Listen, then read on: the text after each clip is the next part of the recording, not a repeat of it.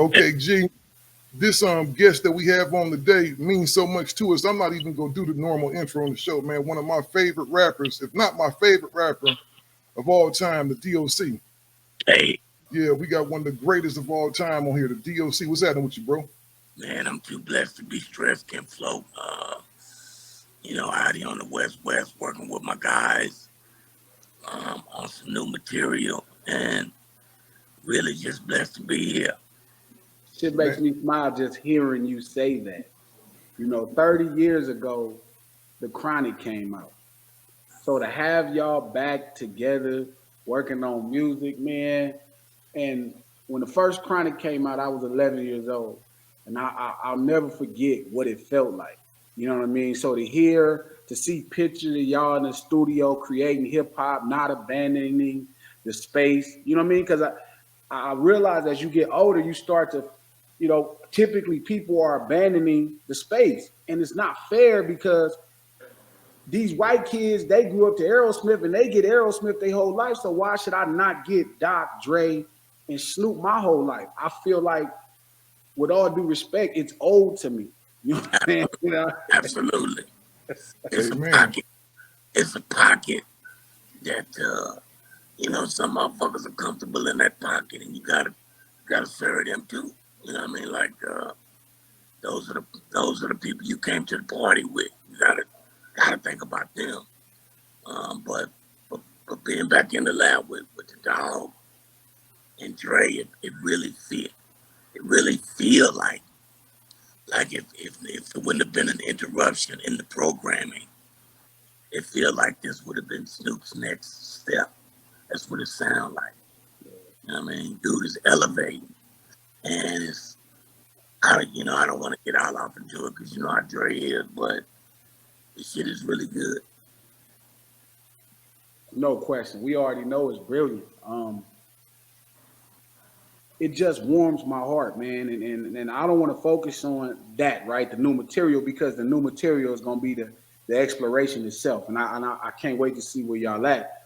But just journeying back to the times that you guys united for small ideas, right? Whether it's Boss's Life, you know what I mean, or That's That, and certain ideas, you knew always what it could have been. And you said something that kind of made me think, like, what would have happened if there were no interruptions at that time of the greatest renaissance in all of arts? You know what I'm saying? Right around the time of the Chronic and Doggy Style, if there was no interruptions. But I feel the same way of the interruption of, after No One Does It Better. No one, you know what I mean?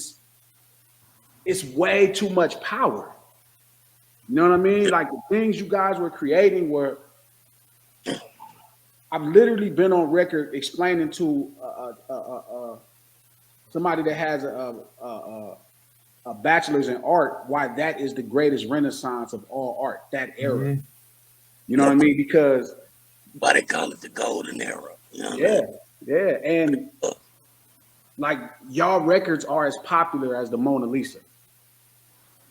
That's really important. And it don't seem, and me and you have conversations and texts and ideas. And sometimes when I listen to you or Dre talk, when I talk to y'all separately, I don't think y'all see it that way.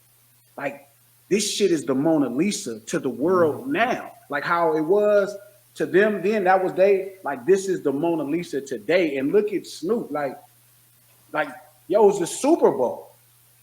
Like, y'all took a culture of guys, right, who was abandoned and, the world turned their back on, and you culturally created a soundtrack to where people had insight, to where people could help or harm. Yeah, You know what I'm man. saying? So that type of artistic renaissance would never get the true credit. I mean, you can see now at this point, the White House is entering it into, whatever they little hall, they little off, they way behind, they always behind. So they entering it into, the records or whatever they call it. But it's hilarious to see such a renaissance, and it took so long for people to accept it at the highest level. But now when again, like I say, 4 or 5 months ago, y'all at the Super Bowl. Yeah, bro. It came a long way. You know what I mean? But it's still a guarded space. You know what I mean? Like the gatekeepers are really high up, and it's really difficult to kick open doors. You know what I mean? These days, but you got to keep pushing the line. You know what I mean? Because I mean, if it ain't for us, who the fuck is it for? You know. But being able to get back in a situation where I can really put some energy into people that I love is always a beautiful thing. Because I've always felt like when they win, it's really the same as me winning. You know what I mean? So It is. It is. It is. as close as I can get to it, I'm cool with that. Yes, and you know, Doc, I want to take it back to something you just said, and I think this is important. That this is ours. That's why it's important that you guys get together, whether it be every other decade, once a decade, or whatever, to do what y'all do, because Yeah. it's almost like giving a reminder to the culture. Like, don't get it twisted. We still here and can smash y'all anytime we want to. And I want to get back to the beginning, because without the past, you don't have a future, right? I want to go back, and I've never heard this done before. One thing we like to do is have conversations versus doing interviews, because interviews to me is corny. Me and G both think that way. We have to have a conversation with you. When did you first meet Dre? I met Dre in Dallas. He knew this dude named Dr. Rock, and Dr. Rock was helping those guys, you know, blow their music up, and whether it was world class record crew or the real early NWA stuff, and it was the real early NWA stuff, namely Boys in the Hood, that brought those guys to Dallas, and me and Dre just kind of hit it off, you know, and he said he's gonna produce some records for that guy that he knew, and he ended up producing a few records for him, and we just, you know, struck up a friendship, and it seemed like it seemed like we just clicked, you know, and he was like, man, if you was on West Coast, we'd be rich. And I was like, shit, okay, let's go. You know, that sounds good to me, you know, and the rest is history. And so, Better question. Better question, big bro. What was the hip hop scene like in Dallas? Dallas is one of those places, you know, since I've been in the industry, I've been able to go there enough times, you know. Shout out to all my good people in Oak Cliff, you know what I mean? Straight up, the whole nine. But there's always been this burgeoning scene to me. Even right now, they've always moved their own way. That's one of the few places to me culturally that has never been tapped. You know, you see a lot of people wearing shags, you see a lot of their style, the fashion, the get down, you know, you see the dances, you see some parts of it, but Dallas as a whole, the culture has never been really given a proper shot. You know what I'm saying? What was the hip hop scene like in Dallas at that time? It was a lot like it is now. You know, Dallas just they haven't figured out that you can't make it by yourself. Like you have to have a community. You have to have a movement in order for things to move. There's not gonna be just one guy that carries nothing or one group that does it and pops it. I'm doing this for the city. You can't by yourself. It's we gotta do it for the city. You can't do it. Nigga, if I couldn't do it, it can't be done. Touche. I mean, so you want to break stuff. But the cool part is they've always been in a really good spot because Dallas-Fort Worth, Texas is full of really great musicians and really supremely talented artists. The motherfuckers are there. They just haven't figured out how to I listen to so much underground Dallas music right now. And you're right. Like I think about being a child, and then now as I get the blessing to be able to call you, call Drake, call Snoop, ask questions. But I'm thinking about it like you're right. When I think about what happened for LA, it wasn't just NWA. It's Ice-T to some degree. So you have the things happening in the city, right, with Spade and T, and all of the rappers rap disco company. You know, you have the things happening, but then you have Compton's Most Wanted, unknown, Ice-T, unknown, NWA. DOC. So you're right. It was a lot of different things. So I get exactly what you're saying when you say that. So if it was a moment in time, movement, when you can have shows that I remember it was NWA, Ice-T, King, were doing shows together way back when it wasn't on West Coast per se on a national level. All these guys was together pushing the same way. And this is the home of gang banging.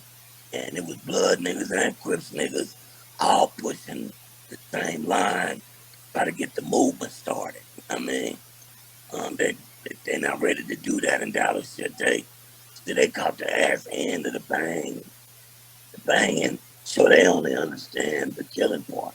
They don't understand the building part. You know what I mean? You get some money and you don't want the other cat to have none. Like nobody's gonna win like that. The money that will be coming in to serve you ain't gonna come because you're scared of you. Who, You know? if you had to pick one Dallas record, right? And it's funny because I really want to talk about Dallas records. You had to pick, what's your favorite Dallas record from a Dallas hip hop artist? Me. Yeah, you. Yeah, me. He said his. Okay. Still, give me outside of OG. What's your favorite Dallas record? Like there was a group when I first got to them. It was called Genocide, right? Wow. A guy named 6'2" and a guy named L Dog, and they had an album called Waste of a Color, and these was black gorillas, you know what I mean? And they was banging and trapping or whatever you want to call it, but they still had the black fist like you got like that pick on your head. They still had that in their heart, you know what I mean? And so even though the music was dirty, they had that underlying theme that pulled motherfuckers together. And really outside of, it's a lot of them down there, bro.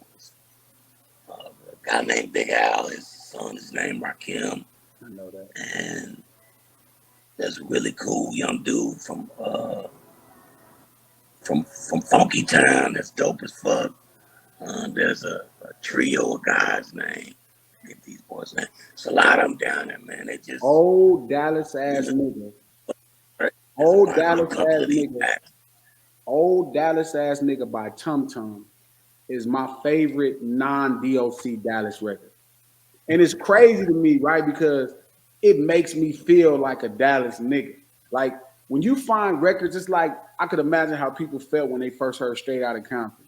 That's the vibes I get when I hear Old Dallas ass nigga by Tum Tum. And it's crazy because you think of Earl Spence, right? He's having all this success as a boxer, and the Mavericks, the success and that culture of Dallas is so it's so national. You see rappers from all around the country rock shags. Like you see the effect. So I'm just hoping that eventually they figure it out. You know what I'm saying? Yeah. Gotta crack that. But we're a southern city too, like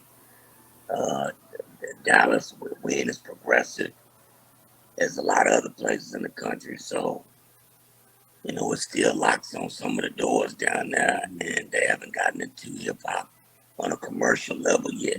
Yeah.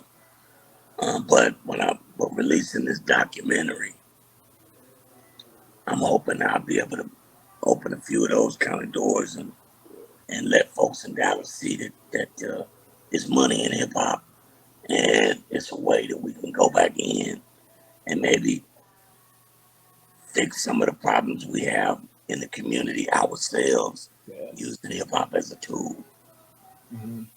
Yeah, I want to go back. Gee, you keep trying to take it to the now. I want to go back some more because I want to know how you was feeling, man. You with NWA now, y'all took off, right? And I just came out here to California, so my arrival kind of coincided with what y'all releasing, right? Because I came out here in '87, late '87, right? And y'all had just started bubbling. I actually remember Eazy and them selling them tapes and CDs up at the albums up at the Compton swap meet. Yeah. There wasn't no CDs back then. Yeah. It was cassettes and albums. Yeah. Real vinyl, right? Yeah. So I remember that, I remember the moments. How did you feel, man, when all the stuff started happening, when the police, when the government just really started attacking gangster rap? Did that scare you any? Not really, because I didn't know. We didn't know what the hell. We was just making records, man. Like, we didn't know they could come put us in jail or no shit. And I wasn't tripping on none of that shit. I was really just working my ass off trying to get to my turn. You know what I mean? Like, I'd have ran through a wall with the motherfuckers just to get to my turn. You know what I mean? I feel you, man. And this leads up to my next question. Your first album, which, for the sake of argument, could be one of the best albums in the history of hip hop. Yeah, I agree. Could be one of the. I just want to know. Do you remember, man, when you guys recorded the grand finale? Was y'all in the same room? Yeah. That was. Everybody was there that day. I think everybody was in the studio that day. That was the last song. It was right before it was finna do the Straight Outta Compton tour, and everybody was there. JJ Fad and Arabian Prince. Everybody was in there that day, and we just killed it. Was y'all all writing y'all verses together? Like, I just picture with Cube in one corner writing his verse. Was you over in another corner writing your verse? Yeah, I wrote my verse and Eazy's verse and laid them, but Rand laid his. Then I laid mine, and Cube came late that day and laid his, and I laid Eric's. After Cube laid his, I went and wrote mine over and wrote it. Oh, for real? That's what I was gonna ask you, dog. Did anybody write some verses over? Because you and Cube at that time, people, I think, these younger generation, they know Ice Cube as Craig from Friday, and all that other stuff. I remember Ice Cube, the bitch killer. That's Ice Cube I know. You know what I'm saying? That's Ice Cube I know. Vinix Ice Cube. When y'all got in there, you remember how we used to watch karate movies when we was little? And you had Bruce Lee versus like when Bruce Lee fought with Kareem Abdul-Jabbar. That's what it was with you and Cube. It was like seeing Kareem and Bruce Lee fight, and it was like, oh man, you kicked Cube in the chest. He got back up and kicked you in the chest, and it was just like, man, those was definitely, it was a rewind moment in hip hop. Yeah, man, we was having a blast with that shit. We was definitely fighting. You know what I mean? But that's how you get better. It was respect. It wasn't ego. You know what I mean? I knew I couldn't compete with Cube. Like what I just ain't got that level of bar. You know what I mean? To do gangster shit like that, it's not gonna come out. So I gotta go out of my way to make my shit extra clever or funny or use some sort of cadence that they not with, just to stylize mine so I can compete with that dude. But that's true greatness. But that's greatness though, because the way you came in, bro, with the swing and singing the brand new song to the rhythm to cover by the homie, and it was just like, I was like, oh my God. What inspired y'all to do that posse cut? Was posse cuts a thing at that time?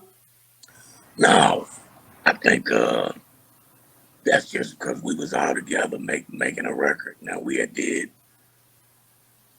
Parental Discretion is Advised on their record, which is basically the same thing. And then before that, when it was the Symphony, those kind of records where the crews jump on and everybody do their thing was already out there in space. And so, but when we did mine, I was just happy we was at the last record. That's amazing. That's an amazing story. And it was the perfect album in many ways, man, because I remember driving from Los Angeles to New Mexico, and we had that album on repeat. It was like literally like, how the tapes used to just turn over back then? It was just on repeat, man. And it was probably, I think it was the greatest album of all time, dog. Exhibit got a similar story, bro. said, he said he was leaving Arizona, going to the East Coast to get away from something, and all he had was no one could do it better on a Walkman on a bus. He said he listened to that tape the whole bus ride there, and he knew every freaking word, every motherfucking syllable of that record. And I respect that, man. I appreciate that, because, What is this? you know what I mean? I was trying to give everything I had in that moment of time. Here's a question. What if you had to give credit to two MCs that were the biggest inspiration of DOC's style, right? Because I think your style is really hard. Like, I can't compare it to anybody's, and that's honest. Like, I can hear where my stuff comes from, but I can't hear where yours come from. What would the two MCs be that you would feel that you feel like you took that style and made yours? It's really four of them. Run, Slick Rick, KRS-One, and Rakim. All of those guys, I used a little bit of each one of those guys to build my. So the rhythm is just that southern root. Some of it is. Yeah, because the way you would stylize the rhythms, like you never could hear. Like I would hear Rakim, Yeah. I would hear your stuff, and I couldn't. Like the way you would slide on the record, like how I hear all my young partners be like, "Yeah, I'm sliding." I'm like, "Yeah, this is sliding." Yeah. You feel me? So you're like the first hip hop artist that was sliding on music like that. Everybody else was focused on the words or they flow margin to margin, but yours became like almost like it was a snake, like he could just do these weird kind of ins and outs. And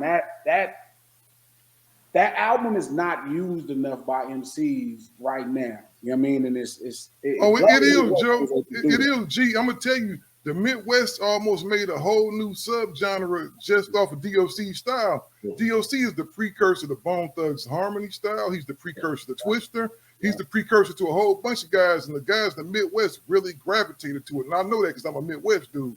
Yeah. Until you heard DOC, like you said, he wasn't going to margin. He was almost stutter stepping like he was, chopping his feet. I said, man, he was really doing, he had a display of verbal gymnastics going on to where at that time it was unparalleled. Wasn't nobody else rapping like that. That was stutter stepping. That's what I termed it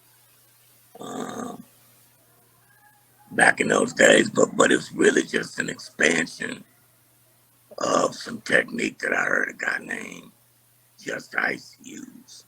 Oh. I just expanded it and switched the cadence around during it. Like he had a thing called, what was the name of that fucking record? I forget what the name of the record is. He said, "Looking at lyrics is what I do whenever I get excited." And so I just kept that going as long as I could do it. And you couldn't do it the same way.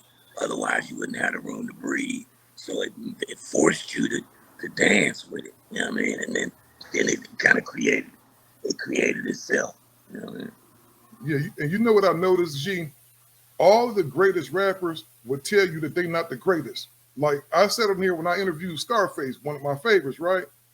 He gave Cube the same admiration that you gave him. He said, when I said, Braggs, you the baddest motherfucker ever when it comes to that gangster stuff. He said, no, he got mad at me. No, don't say that. Cube. O'Shea Jackson, he's the greatest. And you just gave it up to him. So I guess Cube got to be, in some regards, between him and Snoop, as the greatest gangster rappers ever of all time. No question about it. But you're talking about two different categories of gangster. Yeah. Like Cube is the concrete. Is the black fish with attitude. Yeah, and Snoop is the what they call it where the Mac go and pick up all his bras. That's Snoop. That's Snoop. But it's two different types of gangster. Yeah, it is. Mm-hmm. And that's what people don't understand about this culture. Like it's been relegated to just violence versus the type of people I saw my whole life. You know what I mean? Where it just represented people that was gonna earn their life and create a life better for themselves at all costs. And I hate it's been relegated to just ignorance and doing dope. It's Yeah, way more than that. And so I was blessed to grow up under the stuff y'all was doing, and I got to see all of it in the streets through the music. You know, it wasn't just one type of gangster. It wasn't just some ignorant person just saying something. It was like you could have Cube with that fist and that attitude, and I could have Doc with that pizzazz, and I could have Eric, and I could have Snoop, and you know, you could see that it could be so many different things. Um, yeah. it, But Cube when so Has always been a very thoughtful uh, uh, MC. yeah, It's never just not for nothing yeah, it that means he's something writing to that me. wild shit. Yeah, it means something. It's a purpose for it. You know what I mean? And so that's the difference between what these niggas is doing now and what he was doing then. There was a purpose to it. He was trying to show you a better way, not the way. Mm. Is there a moment? When was the moment, if there is one? When was the moment that you knew, like, all right, this is going to be crazy? How far was that along in the journey from meeting Dre in Dallas to even Doggy Style? Where in between that time did you know, like, oh yeah, this is going to be bigger than anything that's ever happened before? That's the question. Yeah, it got big pretty fast. You know, like once you did, once we did the We Want Easy record, it took about 2 weeks, man, and then that shit was everywhere, and you just knew, here we go. You know that it was the first video they had shot, and the world fell in love with that song, and it was really on after that. As far as myself personally, when I did Doc and the Doctor, well, really all those records, man, because it was it was 12 songs, I think, on that album. I only did 13 records. That's Dre and I only did. We've only done 13 records together. That's it. You know what I mean? You really think about it. Yeah, man. Yeah. And 12 of them on that record. And so, but I did Let the Bass Go and Whirlwind Pyramid 6 months before I even got to California. Before I moved back to California, I did those two records as demos in Eazy's mother's garage, and didn't come back to those to even touch them to put on a record until almost a year later. You know what I mean? And so I kind of knew I was good, and me and Dre together was really good. So when I did Doc and the Doctor in the studio, bro, that shit was so loud. It was so Noisy. I could just feel like, man, I'm finna take it apart. I knew when I did that record because bass was the thing, and when that motherfucker went boom, and this voice on top of that shit, you had to move the fuck out the way and let me do what I'm doing, man. Real. You know, you just mentioned Eazy E, man, and I swear Eazy don't get enough credit for what he's done for hip hop. You know what I'm saying? I don't think Eric Wright get the justice. You know, he's done a lot of great stuff for a lot of people, just for hip hop in general, man. That's And right. how was it dealing with Eric, man? Because everybody I know that knew Eazy E, they got a bunch of different stories. They say he's one of the funniest people he ever met, man. Who ever met. And they said that Eazy would do stuff just to freak you out. What was the craziest thing you ever saw Eazy E do, dog?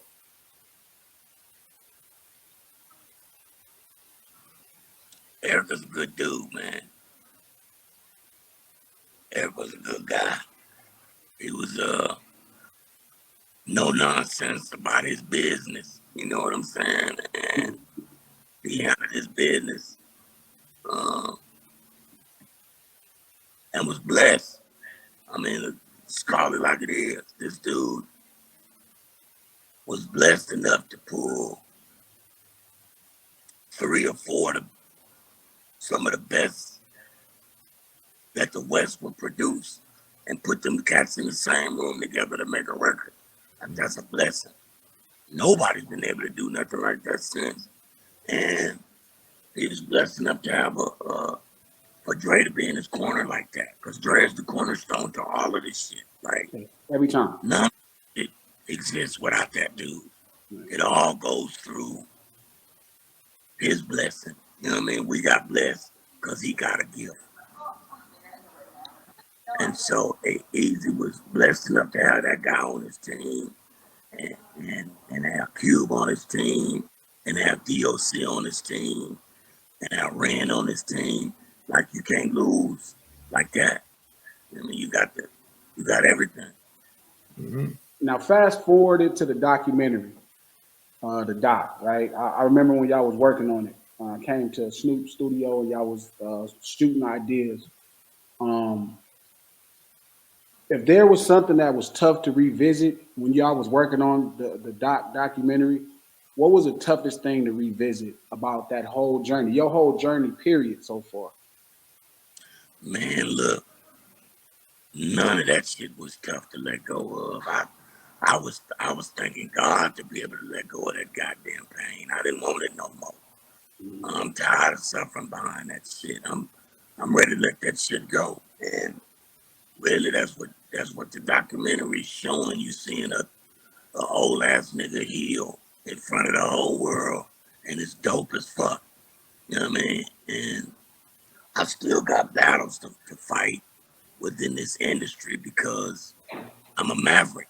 You know what I mean? I don't belong to nobody, and so I'm not kissing nobody motherfucking ass to do nothing.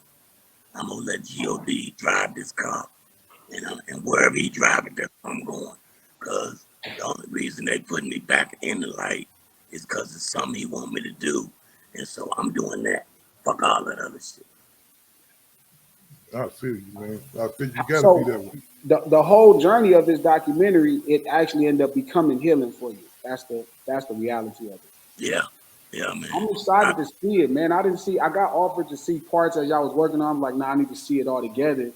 It's like hearing a song. You can never really get it. Like, I needed to hear No One Does It Better. And it is weird because I was on Still about this and I emailed Dre about this. Like, we don't do a great enough job, especially around Dr. Dre's brilliance in production, of celebrating all of these artistic contributions. Mm-hmm. This documentary, I'm sure, it's going to be stellar. People going to lose their mind. But I think it's time to start having those conversations about those albums. No one does it better. Doggy Style, The Chronic. These are the documentaries. We're not doing a great job of presenting. Like, we get mad at all. I tell Snoop. I remember talking to Snoop and telling him, like, y'all so mad that we don't know nothing, but y'all don't tell us nothing. Like, if I didn't have Olivia, rest in peace, my mom, I wouldn't know who Doc is. I mean, she gave me she's like, yo, listen to this. This dude is it. So if I'm not passing on y'all experiences, I have to pass on y'all experiences to all my young homies. Like, whether it be Kendrick, I'm telling him stuff about y'all that he didn't know. So I think we have to do a lot better. So that's why I'm really glad you sat down and found space to do this documentary, because people need to know what you've been through and what actually they can do. If you see what somebody can do, that's the easiest way to aspire. They can see it. You know what I'm saying? Bro, I tell them like this. I'm thankful and grateful for it, no question about it. But it's a God thing. It's not a DOC thing. And my mission is different from these other guys.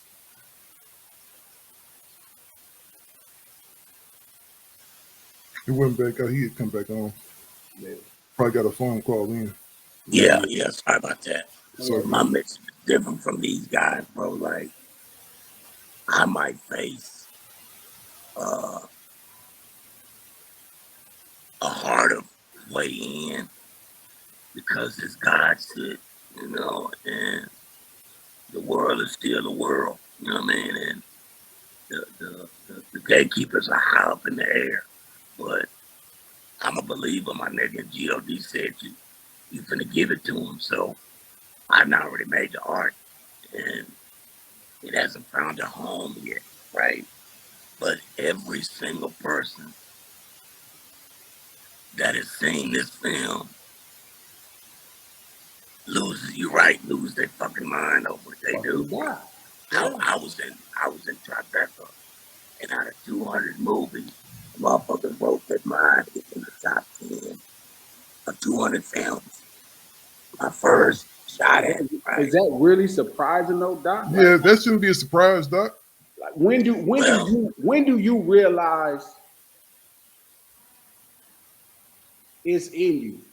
It's certain, Yeah, and it's fair because you were so. I feel like the way about Magic Johnson, where you knew what it was when you saw it, but you didn't get that to right. see the whole progression of it. That right. So again, your storytelling ability was never limited to what you could write and recite through the microphone. It's also what you could tell people.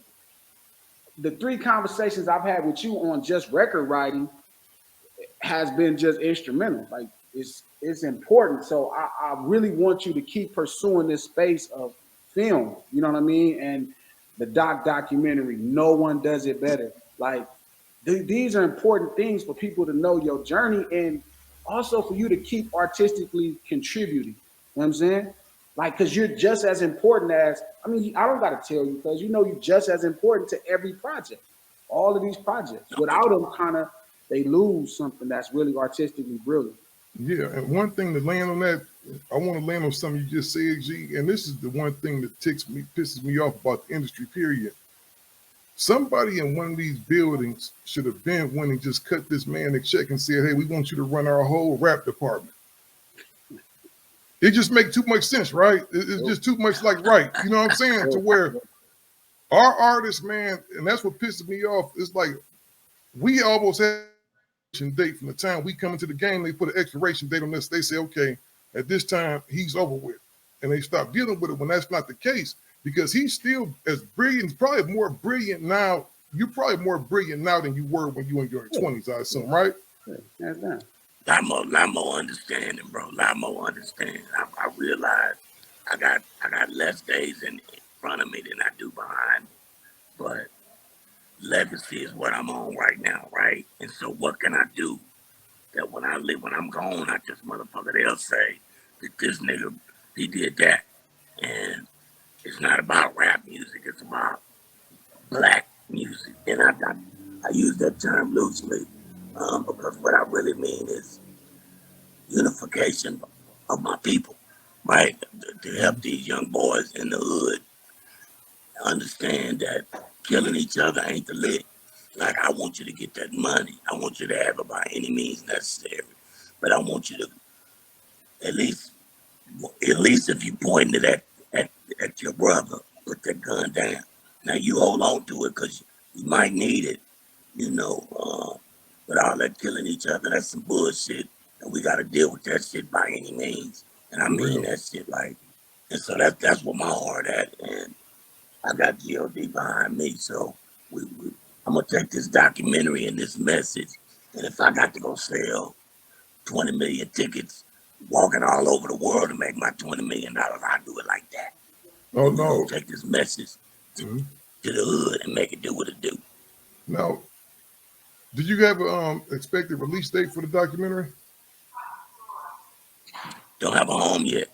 You know, Are you serious? You know, you go to, huh? Are you serious? Yeah, you go to Tribeca to, you know, to premiere the film, and then they all get together in rooms and figure out, you know, who's going to be the domestic partner in streaming, who's going to be the theatrical partner. Well, and so some folks have come to the table with offers of theatrical worldwide, which is not a bad deal. And some folks come with domestic theatrical. And so, you know, it's going slow. Maybe they were slow walking me because they think I'm going to get nervous and bad for something, but I'm not begging for shit because the movie ain't mine anyway, it's God. So So whatever he wants to come through here, that's what's Exactly. going to come. And I don't give a damn where it come from because I know who's sending it. You know what I mean? Exactly, I'm, man. I'm so excited about that, Doc. Are you aware of Man, it's off the safety? chain.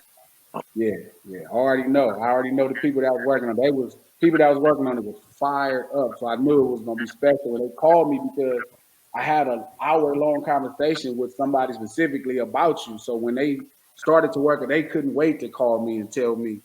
So it's important, man. That I'm so glad that you are consistently pursuing, uh, uh, uh, giving us content.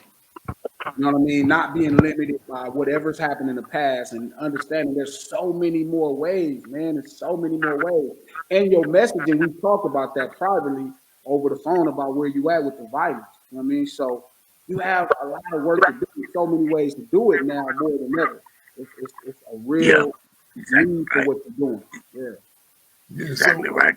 Well, exactly. So before we go, DOC, because I appreciate you, taking time out your schedule to sit down with us. I want to ask you one more question. This is just for me from a fan standpoint. Where was you at when you first heard No Vaseline? I was over. There's an actress. Her name is Regina King. My I was favorite over actor Regina of all King time. house, Yeah. I love and that lady. man, I was over there with her and some friends of hers, and they must have just hit the floor. They loved every minute of that shit. And in that moment of time, I was so happy that Cube let me breathe. You know what I mean? Because he cleaned the house. The chickens came home to roost with that one, man. I Oh don't my know, God, Doc. I don't know, Doc. I think if he'd have put you in there, I think you would have had something for him. nah, that would have been too much like pushing down a handicapped kid, man. You can't do that. It wasn't like that. He'd have Man, been a bully. You can't beat up Doc, man. He can't fight back. But he knew that anything I was doing over there, I was doing because that was my job. You know, I loved Cube. I always have. I always respected him. It's always been like when you see the documentary. One thing about this documentary, bro.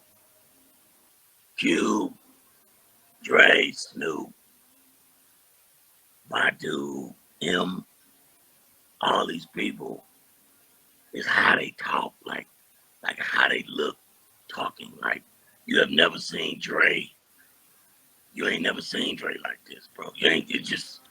You've never seen Dr. Dre act like this on camera. You just you don't see a billionaire. You just see a nigga that love his brother. You know what I mean? You don't same thing with Snoop and Cube. You don't see these icons. You just see niggas who love their nigga. You know what I mean? It ain't about them. They like, man, look.